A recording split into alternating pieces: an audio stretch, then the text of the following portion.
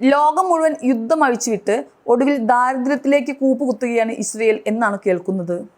മനുഷ്യത്വമില്ലാത്ത നെതന്യാഹുവിന്റെ പ്രവൃത്തികൾ കണ്ട് മനം മടുത്ത് ഹൂതികൾ പ്രതികരിച്ചു തുടങ്ങിയതോടുകൂടിയാണ് ഇസ്രയേൽ ക്ഷ വരച്ചു തുടങ്ങിയത്.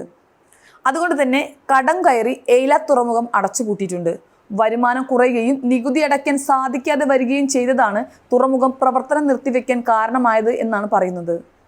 യമനിലെ ഹൂത്തി സൈന്യത്തിന്റെ ആക്രമണമാണ് പ്രതിസന്ധി ഇത്രയ്ക്ക് രൂക്ഷമായത് എന്ന കാര്യം പറയാതെ വയ്യ. ഗാസയിൽ ഇസ്രയേൽ നടത്തുന്ന ആക്രമണം അവസാനിപ്പിക്കണം എന്നാണ് ഹൂത്തികളുടെ പ്രധാന ആവശ്യം. വെറുതെ ആവശ്യപ്പെടുക മാത്രമല്ല, അതുവരെ ഇസ്രയേലിലേക്ക് പോകുന്ന കപ്പലുകൾ ചെങ്കടലിൽ തടയുമെന്ന് അവർ ഭീഷണിപ്പെടുത്തുന്നുണ്ട്. മാത്രമല്ല, ഇസ്രയേലിനെ ലക്ഷ്യമിട്ട് ഇടയ്ക്കിടെ മിസൈൽ ആക്രമണവും ഹൂത്തികൾ നടത്തുന്നുണ്ട്. ഇത് കാരണം എയ്ലാത്ത് തുറമുഖത്തേക്ക് ചരക്കുകൾ എത്താതായി. ഈ അവസരത്തിലാണ് ഞായറാഴ്ച മുതൽ എയ്ലാത്ത് തുറമുഖം പ്രവർത്തനം നിർത്തിവെക്കുമെന്ന് ഇസ്രയേൽ മാധ്യമങ്ങൾ റിപ്പോർട്ട് ചെയ്തിട്ടുള്ളത്. നികുതി അടയ്ക്കാത്തതിനെ തുടർന്ന് തുറമുഖത്തിന്റെ ബാങ്ക് അക്കൗണ്ടുകൾ എയ്ലാത്ത് മുനിസിപ്പാലിറ്റി മരവിപ്പിച്ചിരുന്നു. $3 ദശലക്ഷം നികുതിയായി അടയ്ക്കാനുള്ളത്. വരുമാനം ലഭിക്കാതെ വന്നതോടുകൂടിയാണ് നികുതി കൃത്യമായി അടയ്ക്കാൻ തടസ്സം നേരിട്ടത്. ചെങ്കടലിനോട് ചേർന്ന ഇസ്രയേലിലെ ഏക തുറമുഖമാണ് എയ്ലാത്ത്. ഇതുവഴിയാണ് ഇസ്രയേലിലേക്ക് വാഹനങ്ങളും ക്രൂഡ് ഓയിലും എത്തിച്ചേർന്നിരുന്നത്. ഇവിടേക്ക് തുടർച്ചയായി ഹൂത്തികൾ ആക്രമണം നടത്തിയതോടുകൂടി കപ്പലുകൾ വരാതായി. 2023 $63 ദശലക്ഷം ആയിരുന്നു എയ്ലാത്ത് തുറമുഖത്തിൽ നിന്നും രാജ്യത്തിന് ലഭിച്ചിരുന്ന വരുമാനം. കഴിഞ്ഞ വർഷം ഇത് $12.5 ദശലക്ഷം താഴ്ന്നിരുന്നു.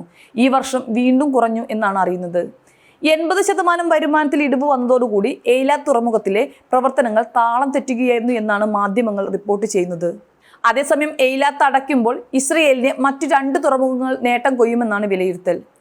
ഹൈഫ, അഷ്ദോദ് തുറമുഖങ്ങളിലേക്കാണ് എയ്ലാത്തിലേക്ക് എത്തിയിരുന്ന ചരക്കുകൾ വഴിമാറ്റുന്നത്. ഇതാകട്ടെ ചെലവേറിയ വഴിയുമാണ്. മെഡിറ്ററേനിയൻ കടൽ തീരത്തോട് ചേർന്നാണ് ഹൈഫ, അഷ്ദോദ് തുറമുഖങ്ങൾ. ഇവിടേക്ക് ചരക്ക് എത്തിക്കുന്നത് എയ്ലാത്തുമായി താരതമ്യം ചെയ്യുമ്പോൾ ചെലവേറിയതാണ്. ഹൈഫ തുറമുഖം അദാനി ഗ്രൂപ്പിൻ്റെതാണ്. 2023 ഇവർ തുറമുഖത്തിന്റെ ഓഹരി വാങ്ങിയെടുത്തത്. എയ്ലാത്ത് അടയ്ക്കുമ്പോൾ ഹൈഫയ്ക്ക് നേട്ടമാകുമെങ്കിലും ഹൈഫ ലക്ഷ്യമാക്കിയും ഹൂത്തികൾ ആക്രമണം നടത്തുന്നു എന്നത് ആശങ്കയുണ്ടാക്കുന്നതാണ്. ഈജിപ്തിലെ സൂയസ് കനാൽ വഴിയുള്ള ചരക്കുകൾ ഇസ്രയേലിലേക്ക് എത്തുന്നത് എയ്ലാത്ത് തുറമുഖത്തിലൂടെയായിരുന്നു. അഷ്കലോണിലേക്കുള്ള പൈപ്പ് ലൈനും ഇവിടെ നിന്നുണ്ട്. മാത്രമല്ല, മെഡിറ്ററേനിയൻ മേഖലയിലേക്ക് ക്രൂഡ് ഓയിൽ കൊണ്ടുപോകുന്നത് ഈ പൈപ്പ് ലൈൻ വഴിയാണ്. എന്നാൽ ഇതെല്ലാം 2023 മുതൽ ഹൂത്തികൾ നടത്തുന്ന ആക്രമണത്തോടു കൂടി താറുമാറായി എന്ന് വേണം പറയാൻ. ഉക്രൈനോടുള്ള റഷ്യയുടെ സമീപനത്തിൽ ട്രംപ് കൈക്കൊണ്ട അതേ നിലപാട് തന്നെയാണ് ഇസ്രയേലിനോടും ഹൂതികളും ചെയ്യുന്നത്. സാമ്പത്തികമായി ഞെരുക്കുക, അതുവഴി യുദ്ധം അവസാനിപ്പിക്കുക.